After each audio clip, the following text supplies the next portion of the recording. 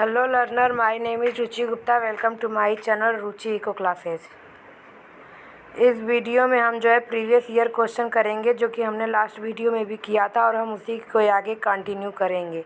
ठीक, स्टार्ट करते हैं क्वेश्चन। तो हमने इसमें कुछ क्वेश्चन कर लिए थे, अब उसके आगे के हम क्वेश्चन को करेंगे। ठीक, तो स्टार्ट करते हैं क्वेश्चन नंबर ये वाला क्वेश्चन। ठीक, from the diagram below which of the following is correct description in terms of derivative. ठीक, तो हमारा जो क्वेश्चन है ये हमारा कर्व को लेके है, तो हम स्टार्ट करते हैं। तो फर्स्ट हमारा जो है, अगर हम एक कर्व को देखते हैं, ये हमारा कर्व है। ठीक, ये y, ये x, इसको हम y is a function of f(x) बोलते हैं। ठीक, तो इस पॉइंट पे हमारा जो है f(x) इक्वल्स टू 0 होता है, या बोल सकते हैं dy/dx इक्वल्स टू 0।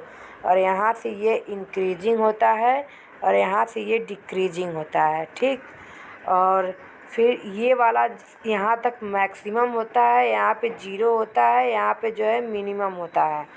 तो हमारा जो क्वेश्चन पूछ रहा है इस साइड का पूछ रहा है, यानी जो हमारा ये पॉइंट है उसके जो है राइट साइड का पूछ रहा है कि यहाँ पे हमारा डेरिवेटिव क्या होगा। तो इस साइड का डेरिवेटिव हमारा निगेटिव होगा, तो dy/dx is less than 0, d² y/dx² is less than 0।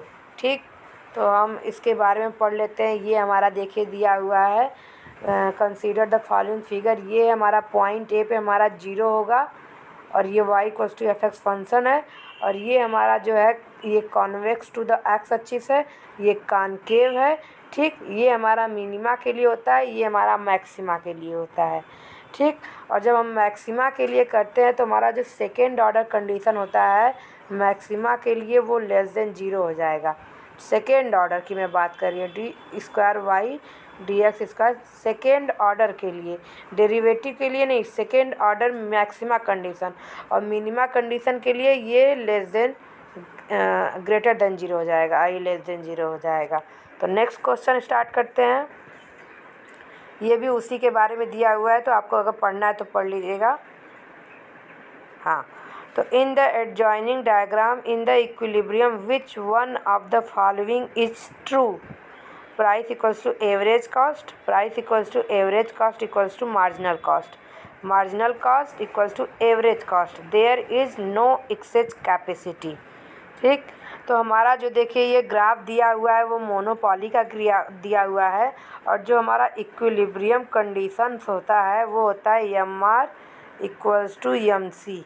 ये हमारा इक्विलिब्रियम कंडीशन होता है, और हमारा जो है कि प्राइस का decide P equals to AR equals to AC पे होता है। ठीक, अगर हमारा P is greater than AC है तो जो फर्म है वो सुपर नॉर्मल प्रॉफिट अर्न कर रही है, और P हमारी जो है लेस देन AC है तो लॉस हो रहा है, और इक्वल्स टू AC है तो वो नॉर्मल प्रॉफिट अर्न कर रही है।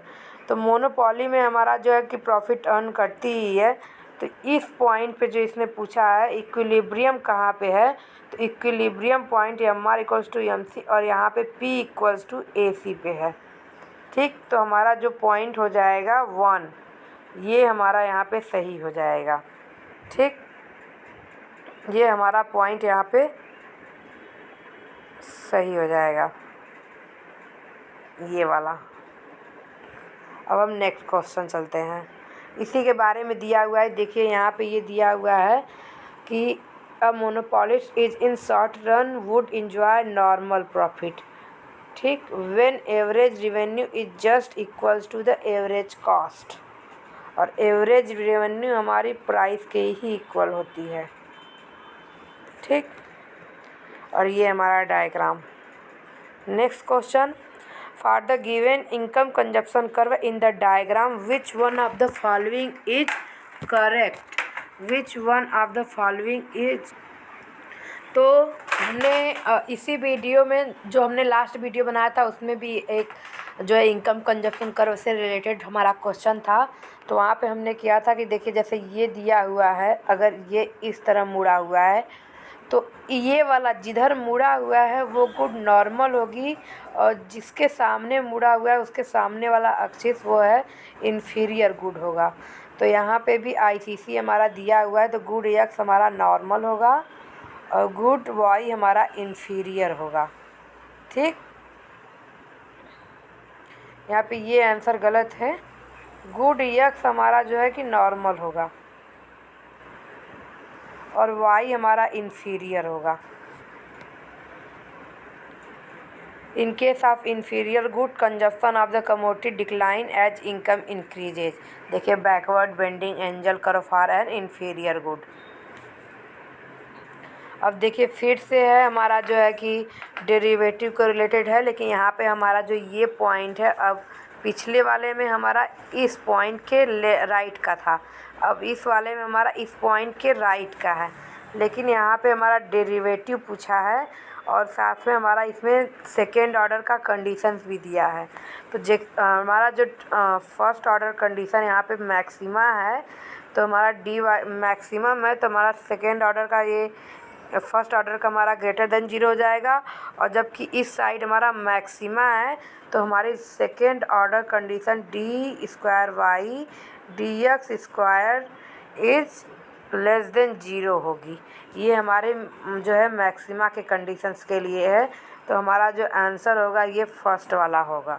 ठीक, और इसके बारे में भी देखिए यहाँ पे दिया हुआ है, और हमने पिछले वाले क्वेश्चन में भी वहाँ पे जो सेकेंड पेज है वहाँ पे दिया हुआ है मैक्सिमा का कंडीशन और मिनिमा का कंडीशन, और जो हमारा नेसेसरी और सफिशिएंट कंडीशन होता है वो एट पॉइंट ए पे होता है, d y by d necessary होता है but not a sufficient condition ये होता है। ठीक, और जो हमारा सेकेंड कंडीशन होता है मैक्सिमा या मिनिमा के लिए, तो मैक्सिमा के लिए वो लेस देन 0 हो जाएगा और मिनिमा के लिए ग्रेटर देन 0। ठीक, अब इन the adjoining standard diagram in relation two point E which among the following is true.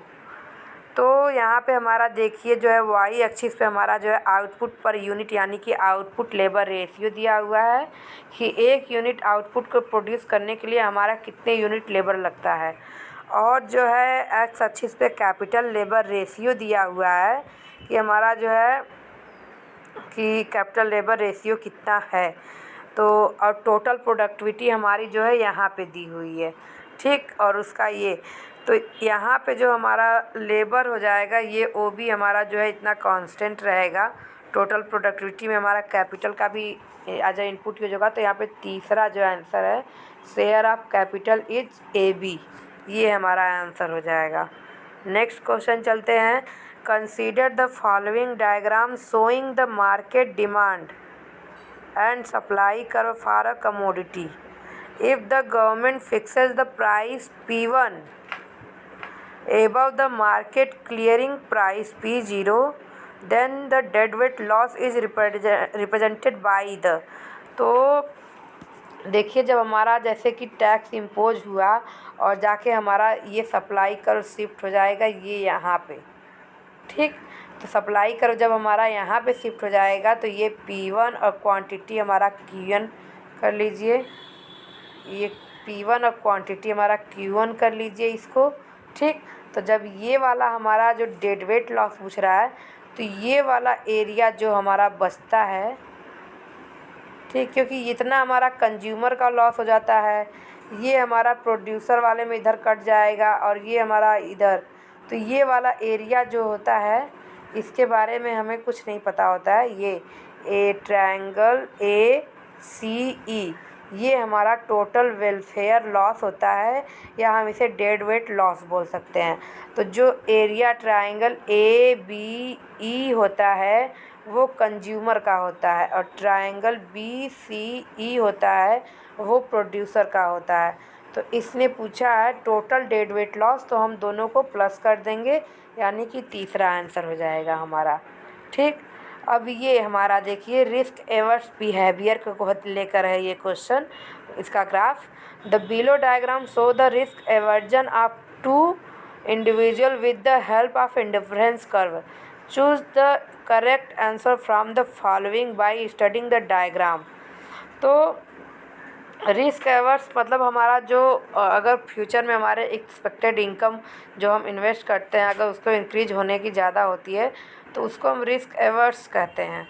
मतलब कि वो रिस्क एवर्स एक होता है, एक रिस्क लवर होता है और एक रिस्क एवर्ज होता है। ठीक, तो रिस्क एवर्स वो दोनों जैसे कि दोनों में रखते हैं, आधा जो अपना 50% वो प्रॉफिट भी ले एज अ मनी रखते हैं और प्रॉफिट और 50% वो एज अ तो इस ग्राफ में हमें उसके बारे में नहीं पढ़ना है, हमें ये बताना है ग्राफ को देख करके हमारा एक्स एक्सिस पे स्टैंडर्ड डेविएशन ऑफ इनकम दिया हुआ है और वाई एक्सिस पे हमारा एक्सपेक्टेड इनकम, तो कौन सा वाला हमारा जो है कि हाई रिस्क एवर्स बिहेवियर है। ठीक, तो ये जिसकी यूटिलिटी जितनी ज़्यादा हाई होगी वो उतना ही ज़्यादा हाईली रिस्क एवर्स होगा। मैं आगे आपको यहाँ पे बताऊँगी। देखिए यहाँ पे risk aversion coefficient A positive for risk averse investor, any increase in risk reduce utility. ठीक, और रिस्क रिड्यूस इंक्रीज होता है तो रिड्यूस हमारा यूटिलिटी होता है।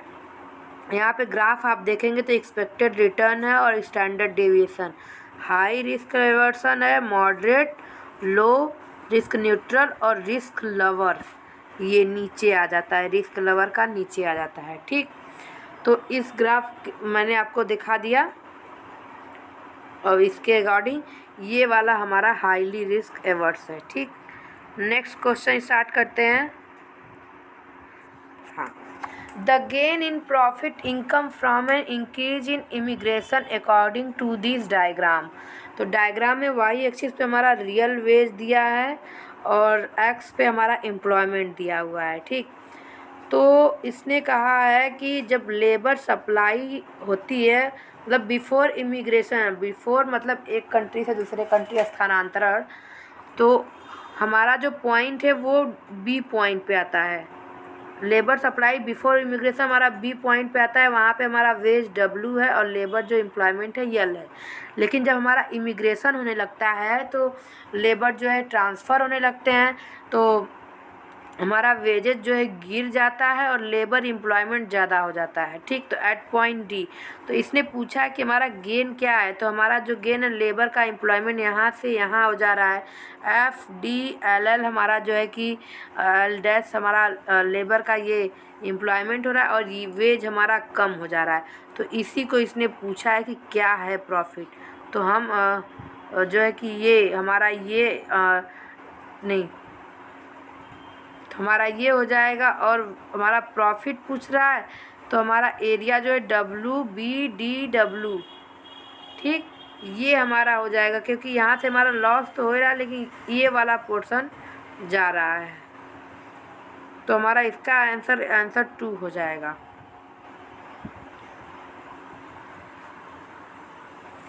इन the adjoining diagram which of the line represent law of return. ठीक, तो ये y है, ये x है, कैपिटल लेबर दिया हुआ है हमारा, तो एक हमारी लाइन जो है वर्टिकल है, एक लाइन हमारा हॉरिजॉन्टल टू एक्स एक्सिस है, पैरेलल टू एक्स एक्सिस। तो जो BC लाइन है और DE लाइन है इसके ऊपर वाली लाइन जो है यानी कि ये वाली, ये हमारी जो है लॉ ऑफ रिटर्न को रिप्रेजेंट करती है। ठीक, अब in the adjacent diagram which of the following effect will alter the aggregate demand curve AD, कि हमारा जो है कि कौन सा इफेक्ट जो है एग्रीगेट डिमांड को आगे या पीछे कर सकता है। तो अगर हमारा ट्रेड इफेक्ट होगा, ट्रेड होगा तो हमारी डिमांड इंक्रीज होगी और डिमांड इंक्रीज होगी तो हमारा एग्रीगेट डिमांड आगे भी शिफ्ट करेगा। और अगर हमारा ट्रेड जो है निगेटिव हो जाएगा या कहेंगे कि ट्रेड हमारा जो है डेफिसिट में होगा तो भी हमारा डिमांड कम हो जाएगा। ठीक, तो इससे भी अल्टर हो सकती है। वेल्थ इफेक्ट को लेते हैं तो अगर हमारी इनकम इंक्रीज होगी तो हमारी डिमांड इंक्रीज होगी, तो वहाँ से भी एग्रीगेट डिमांड शिफ्ट होगी और कम होगी तो यहाँ पे जो है कि लेफ्टवर्ड हो जाएगी या बैकवर्ड हो जाएगी, तो यहाँ से भी होगी। और लिक्विडिटी भी इनकम का ये है कि लिक्विडिटी हमारे पास जितनी income as a liquid part होगी, एज अ मनी होगी, हम उससे भी जो है अपना डिमांड हमारा इंक्रीज होगा, तो ऑल ऑफ द एबव यहाँ पे हम करेंगे। ठीक, अब consider the following diagram with two parallel demand curve A B and C D. तो मैंने एक वीडियो जो लास्ट के वीडियो कराई है उसमें मैंने बताया था आप लोगों को कि ये वाला जो इस तरह के डायग्राम होंगे, तो जो हमारी ओरिजिन के सबसे पास वाला कर्व होगा डिमांड कर्व, उसकी इलास्टिसिटी ज़्यादा होगी और जो उससे दूर होगा उसकी इलास्टिसिटी कम होगी। तो ओ के 0 के पास हमारा आर है तो इसकी इलास्टिसिटी ज़्यादा होगी और हमारी एस की इलास्टिसिटी यहाँ पे हमारी कम होगी। एक और डायग्राम है यहाँ पे, ये ऐसे और ये ऐसे, ये पॉइंट पूछा है, तो किस पॉइंट पे इलास्टिसिटी हमारी जो है ज़्यादा होगी या कम होगी या सेम होगी। तो इस तरह के डायग्राम में हमारी इलास्टिसिटी सेम होगी, क्योंकि यहाँ पे जो है कि दोनों एक दूसरे से लगे हुए हैं, तो यहाँ पे हमारा MRS जो है कांस्टेंट रहता है, तो इस वजह से इलास्टिसिटी हमारी सेम हो जाती है। ठीक, और हाँ, इस डायग्राम में चलते हैं कि in adjacent diagram 1 and 2 demand curve और सप्लाई कर्व हमारा दिया हुआ है और इक्विलिब्रियम पॉइंट दिया हुआ है, तो कौन सा सही है, यानी कि इसमें पूछ रहा है कौन सा स्टेबल है कौन सा अनस्टेबल है। तो हमारा जो जनरल इक्विलिब्रियम का टॉपिक है उसमें एक बहुत इम्पॉर्टेंट टॉपिक है इक्विलिब्रियम, यूनिकनेस और जो है स्टेबिलिटी कंडीशन। ठीक, तो उसी कंडीशंस का ये पूछा हुआ है। तो यहाँ पे जब हमारा सप्लाई और डिमांड एक दूसरे को कट करते हैं तो वहाँ पे हमारा इक्विलिब्रियम होता है। ठीक, और वो कंडीशन यूनिक कंडीशंस होती है। ठीक, तो लेकिन स्टेबिलिटी का कंडीशन ये होता है कि हमारा जो है डिमांड कर्व है वो सप्लाई कर्व को ऊपर से कट करना चाहिए, नीचे से नहीं। हमारा जो डिमांड कर्व है सप्लाई कर्व को ऊपर से कट करेगा।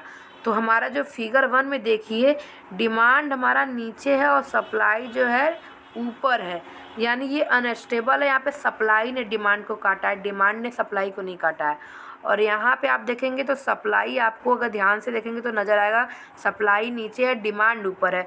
तो डिमांड हमारा जो है यहाँ पे स्टेबल ये वाला कंडीशन हो जाएगा, क्योंकि यहाँ ने डिमांड ने सप्लाई को काटा है, यहाँ पे सप्लाई ने डिमांड को काटा है। तो जो ई कंडीशन है वो अनस्टेबल होगा और हमारा जो स्टेबल एट पॉइंट एफ हो जाएगा। फिर से देखिए वहीं पे हमारा ये कर्व वाला क्वेश्चन है, ये बहुत ही इम्पोर्टेंट क्वेश्चन है। तो पूछा है following is correct for the aggregate demand function shown in the diagram, कि डायग्राम में क्या शो कर रहा है। तो एग्रीगेट डिमांड है, इनकम है और ये हमारा जो है इंक्रीजिंग यानी कि मैक्सिमा वाला हमारा शो कर रहा है। ठीक, तो जब हमारा ये मैक्सिमा वाला शो कर रहा है तो मैक्सिमा की कंडीशंस क्या होती है, dy/dx is greater then 0 and हमारा सेकेंड ऑर्डर जो होगा वो हमारा लेस देन 0 होगा। ठीक, तो ये और हमारा जो सफिशिएंट कंडीशन होगा वो dy/dx इक्वल्स टू 0 होगा। तो फर्स्ट ये हो गया और सेकेंड ये हो गया, तो हमारा ये वाला आंसर। अगर ये हमारा इस साइड से ऐसे पूछता कि ये दे दिया ये, तो ये हमारा मिनिमा कंडीशन हो जाएगा। मिनिमा कंडीशन के लिए तब हम लगाते फर्स्ट ए और उसके बाद फिर ये बी। ठीक, तो हम नेक्स्ट क्वेश्चन स्टार्ट करते हैं। हाँ, in the given diagram after the price change the price line shift from PQ to PQ1, ठीक, dash, and consumer come to equilibrium at point B instead of point A, what is true for potatoes. तो यहाँ पे देखिए पहले हमारी जो line है ये है, ठीक, तो ये हमारी लाइन है। तो जैसे ही ये एक्स हो गया, ये वाई हो गया, तो ये टोमेटो हो गया, ये पोटैटो। तो जैसे ही पोटैटो के प्राइसेस गिरते हैं, पहले हम यहाँ पे इस पॉइंट पे कंज्यूम कर रहे थे, ठीक, पहले हम जो है नहीं, पहले हम इस पॉइंट पे कंज्यूम कर रहे थे, पहले हम इस पॉइंट पे कंज्यूम कर रहे थे ए। तो यहाँ पे हमारा ये इतना कंजप्शन हो रहा था, लेकिन हमारे जो है पोटैटो के प्राइसेस गिर जाते हैं, कम हो जाते हैं, तो ये यहाँ से आ जाता है, क्योंकि हमारा रियल इनकम चेंज हो रहा है। प्राइसेस चेंज होने से हमारा जो इनकम रियल इनकम चेंज हो जाता है, उससे बजट लाइन हमारी चेंज हो जाती है। तो जब पोटैटो के प्राइसेस सस्ते हो गए तो हमारा जो कंजप्शन हो गया ये यहाँ पे हो गया, यानी हमने टोमेटो को और ज़्यादा कंज्यूम करना स्टार्ट कर दिया और पोटैटो को कम कर दिया। तो हमारा पोटैटो क्या है, तो क्योंकि हमारी इनकम यहाँ पे इंक्रीज नहीं हो रही है। अगर इनकम इंक्रीज होती उसके साथ अगर हमारी जो गुड की कंजप्शन इंक्रीज डिक्रीज होती तो वो हम नेसेसिटी वाले में चले जाते। लेकिन गिफिन में क्या है कि हमारा इनकम इंक्रीज होने के साथ साथ, क्योंकि यहाँ पर रियल इनकम इंक्रीज हो रही है, तो हमारा जो है कि कुछ ज़्यादा ही जो है कि हमारा जो है कि इसका पोटैटो का जो है कि सब्स्टिट्यूशन है वो पोटैटो का कम हो जा रहा है। यानी कि हमारा गिफिन गुड क्या है, वो मार्शल का पैराडॉक्स है। अगर हम इन्फीरियर गिफिन गुड के बारे में एक जो है हमारा है कि all Giffen good is a inferior good but all inferior good is not a Giffen good. क्योंकि गिफिन गुड में हम जो है कि कॉन्सिपिशियस कंजप्शन को भी ले लेते हैं। तो यहाँ पे जो हमारा है कि इनकम बढ़ने से कंजप्शन बढ़ता है, लेकिन नेसेसिटी में एक पॉइंट के बाद नहीं बढ़ता है, ठीक, नेसेसिटी वाले में।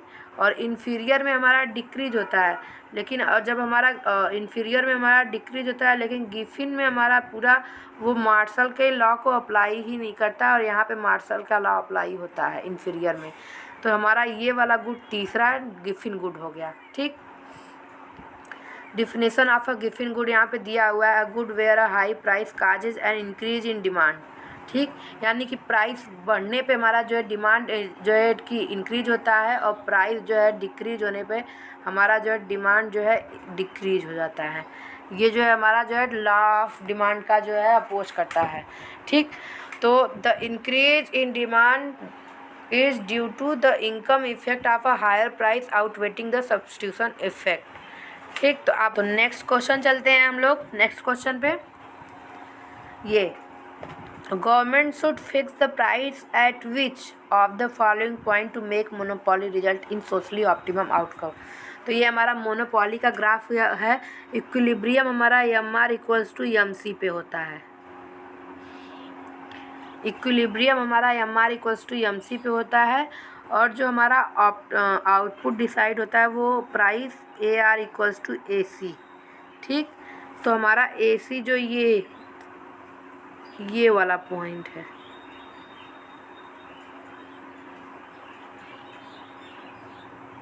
ठीक। इस वाले पॉइंट पे हम ये C पॉइंट है, तो इस वाले पॉइंट को हम डिसाइड करेंगे सोशली ऑप्टिमम आउटकम। तो ये हमारा एट पॉइंट C हो जाएगा। ये हमारा जो है लीनियर जो है प्रोग्रामिंग का क्वेश्चन है, तो हम इसको यहाँ पे करते हैं, लेकिन उसके डिटेल में डेप्थ में आपको मैं लीनियर प्रोग्रामिंग का जो है वीडियो बनाऊंगी, उस पे हम डेप्थ में पढ़ेंगे। तो हम स्टार्ट करते हैं कि the below diagram graph the constant of a linear programming problem which of the following is the feasible region. तो फिजिबल रीजन में देखिए ये आपका जो है हम कराएंगे, तो उसमें बताएंगे कि उसमें सैडेड एरिया होता है, उसी सैडेड एरिया को जो है हम फिजिबल रीजन कहते हैं। तो हमारा यहाँ पे हो जाएगा OCGHB, ठीक। और इसके बारे में डिटेल में हम जो है जब वीडियो बनाएंगे, अगला जो है 2-3 वीडियो जो बनाएंगे उसी में हमारा होगा, तो ये हम उसी में करेंगे। देखिए यहाँ पे दिया है कि कैसे हम निकालते हैं फिजिबल कंडीशन।